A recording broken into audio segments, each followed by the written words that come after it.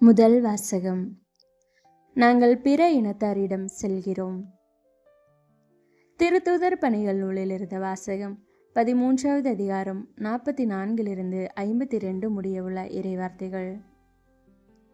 அடுத்து வந்த ஓய்வு நாளில் ஆண்டவரின் வார்த்தையை கேட்க ஏறக்குறைய நகரத்தார் அனைவரும் கூடி வந்தனர்.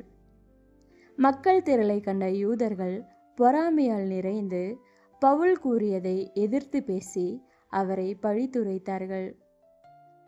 பவுலும் பர்னபாவும் துணிவுடன், கடவுளின் வார்த்தையை உங்களுக்குத்தான் முதலில் அறிவிக்க வேண்டியிருந்தது. ஆனால் நீங்கள் அதனை உதறி தள்ளி நிலை வாழ்வுக்கு தகுதியற்றவர்கள் என்று உங்களுக்கு நீங்களே தீர்ப்பளித்து கொண்டீர்கள். எனவே நாங்கள் பிற இனத்தாரிடம் செல்கிறோம். ஏனென்றால் உலகம் முழுவதும் என் மீட்பை அடைவதற்கு நான் உன்னை வேற்றினத்தார்க்கு ஒளியாக ஏற்படுத்துவேன் என்று ஆண்டவர் எனக்கு கட்டளையிட்டுள்ளார் என்று எடுத்து கூறினார்கள். இதை கேட்ட பிற இனத்தார் மகிழ்ச்சி அடைந்தனர். ஆண்டவரின் வார்த்தையை போற்றி புகழ்ந்தனர். நிலை வாழ்வுக்காக குறிக்கப்பட்டோர் அனைவரும் நம்பிக்கை கொண்டனர். அப்பகுதி எங்கும் ஆண்டவரின் வார்த்தை பரவியது.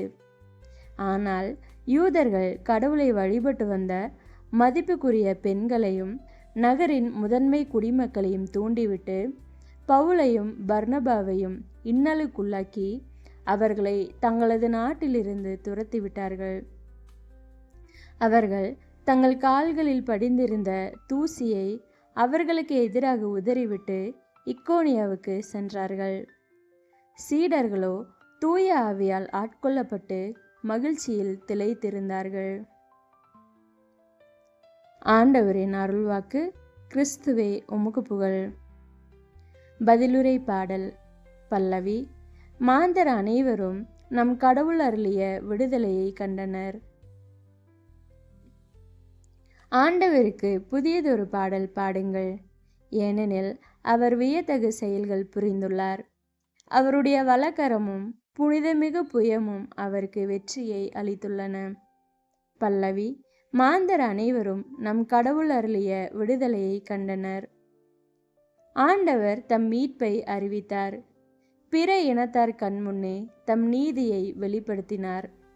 இஸ்ரேல் வீட்டாருக்கு வாக்களிக்கப்பட்ட தமது பேரன்பையும் உறுதிமொழியையும் அவர் நினைவு கூர்ந்தார். பல்லவி. மாந்தர் அனைவரும் நம் கடவுள் அருளிய விடுதலையை கண்டனர். உலகெங்கும் உள்ள அனைவரும் நம் கடவுள் அருளிய விடுதலையை கண்டனர். உலகெங்கும் வாழ்வோரே, அனைவரும் ஆண்டவரை ஆர்ப்பரித்து பாடுங்கள், மகிழ்ச்சியுடன் ஆர்ப்பரித்து புகழ்ந்தேத்துங்கள். பல்லவி.